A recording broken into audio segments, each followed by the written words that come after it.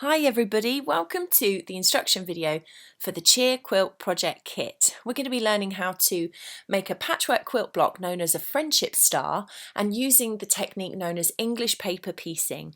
It's a really old-fashioned patchwork technique and it allows you to get really precise shapes by stitching pieces of fabric over the top of shaped pieces of paper and then stitching them all together. A quilt block is any design that you might make in patchwork in order to sew it together with many others to make a quilt. And there's all sorts of different designs that you can do, but we've chosen the friendship star for this project because it's got this really interesting history of communication and kind of stitching in communities. In quilting history, this design, the friendship star, has been used to produce something called signature quilts, where needleworkers will produce one of the blocks and then join them together with many others, each one having someone's name stitched into the centre and given as a gift to someone either for a birthday or a celebration or because they're going away on a long journey. And so these signature quilts are often the work of a community coming together to make quilts for someone that they care about, and I thought it would be a really great quilt block to use, the design to use in our project that's all to do with looking after other people and sharing joy and celebration within our community. So with these kits and the quilt blocks that we make, we're going to be putting together cot quilts to go to the special care baby unit at Margate Hospital, and the patchwork stars that you send in are going to be used in the centre of those tiny cotton baby quilts that are used throughout their time in hospital and go home with them at the end of their stay. So in your kit you have a little motivational message, a needle and thread and a threader as well. There's a pile of secondhand fabric for you to choose from and a centre star to use in the middle of your quilt block. We've also included a little list of questions that if you want to, you can fill out and contribute to our project. We're using the quotes in all sorts of ways in our quilts, in our bigger quilts, and this can get sent in with your star at the end. There's some instructions. There's written out, but also you've got this video to follow along with as well. And finally, what's known as the quilt block template. This is the piece of paper you're going to cut out and use for your patchworking. So the only thing you're going to need is just one pair of scissors and everything else is in this envelope. The very first thing you need to do is cut your template away from the card. You just need to follow the black lines that are printed on the page and cut out every single piece. You should end up with 5 squares, one of them is going to have the star in the centre, and then 8 triangles. It might help you to lay the shapes out afterwards and maybe even take a quick picture on your phone to remember it later on, as the way that the block goes together, the difficult part can sometimes be getting those triangles going the right way round so that it looks like a kind of rotating shining star. So having a little record of it is a good idea. The next thing you're going to do is pair up your fabrics with your pieces of your quilt block. The centre star goes with the centre square, and then it's up to you entirely how you want to use your fabrics.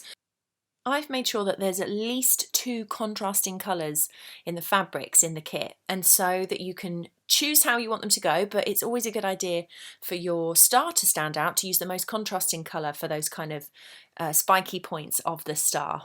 So you select what's going to go where, and then I'd recommend piling them up into piles so that when you're cutting your fabric, you know which shapes to cut from which fabric. The next step is to cut that fabric out, and you're going to use your templates, put them over the top of the fabric and leave a really generous border. I've written in the instructions to leave about 1 centimetre, but really it can be whatever you like as long as it's not getting in the way too much when you're sewing. If you're new to this technique, you might want to make your border a little bit bigger, but if you're really practiced at patchworking and you've done a lot of paper piecing, you could do the standard size, which is 1/4 of an inch.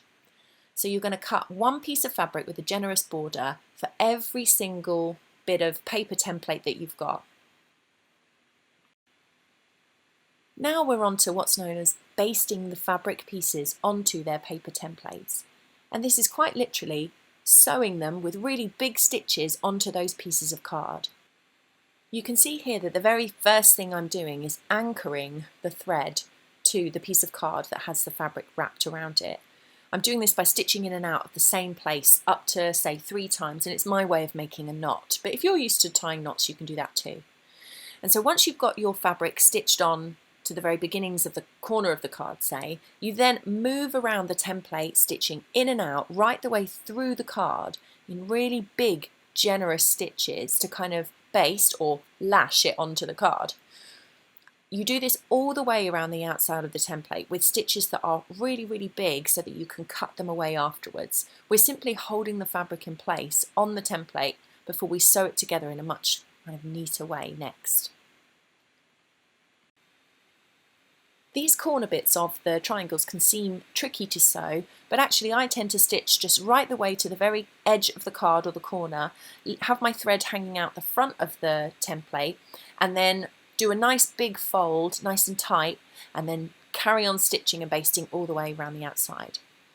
So you do this until you have completely stitched and basted on all of the fabric onto your templates, so that from the front you have really nice fabric coated little pieces of card with very big generous stitches that you can see very easily and take out afterwards. There we go. So you can see I've done my whole pile now, and I did mine in a really big contrasting colour so that you could see it easily on the camera, but the white thread included in your kit will be fine for this. The triangles have really big corners on them, but that's okay, they're going to be hidden on the inside of my quilt block once I stitch it all together. The easiest way to recompose the block is to stitch the triangles together into squares, stitch your squares together into rows, and then finally stitch your rows together to make the whole block in the end.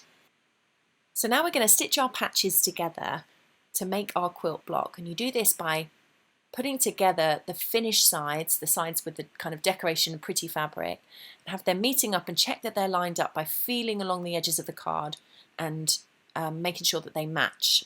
And the seam, the join that you want to make, the two edges that you want to stitch together, you're going to stitch these with a very tiny small stitch known as a slip stitch.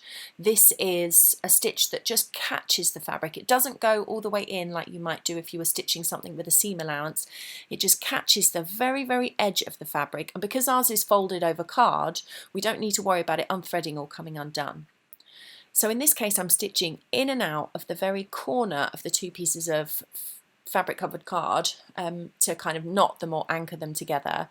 I'm ready to do my stitching, but again you can use a knot if you want to. I just always really like to stitch 3 times into the same place. And then I'm going to travel along that join by stitching in and out. I'm going through and then over, kind of looping over the top of the join, you can see here on the close-up, with just very tiny stitches that only travel by about maybe 4 millimeters each time, and it's just catching the very top of the card. It's going through the card, it might even kind of like pinch it a little bit, but it won't be too much of a problem when it comes to taking that card out. And I'm just kind of pinching the very top of the fabric join and doing a stitch that laps over the join and travels along. And this is known as a slip stitch. The great thing about this stitch is it's so small and discreet, despite the fact that it's very visible on the back of the block. From the front you can hardly see it at all. And so here we go, I've stitched all of them together. I've done my triangles first and then turn them into rows and turn those rows into the block by stitching in that sort of order. And from the back you can see the stitching, but from the front it's hardly evident at all. And there we go, I've got my completed block, and it feels all nice and crisp because it's got the cardboard in. And now the very last thing we need to do is take that out and have our fabric quilt block ready to post in. So I'm using a quick unpick, but you can use a pair of scissors or even a needle if you like to, and just carefully remove all of those super big basting stitches that you did at the start to get the fabric onto the card. You don't need to be too precious about it because this thread is now going to be thrown away, and so you just remove every single one, and you're simply left with your little slip stitches that have joined the fabric together from the back.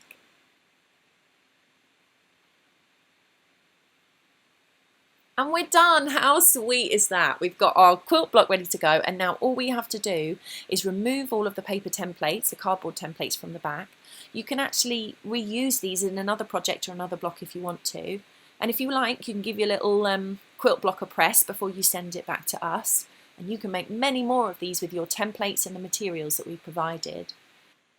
And of course, if you're up for it, we would love to hear all about your moments of joy and things that you want to celebrate by filling in that questionnaire and posting it in to us along with your quilt block at the address on the screen.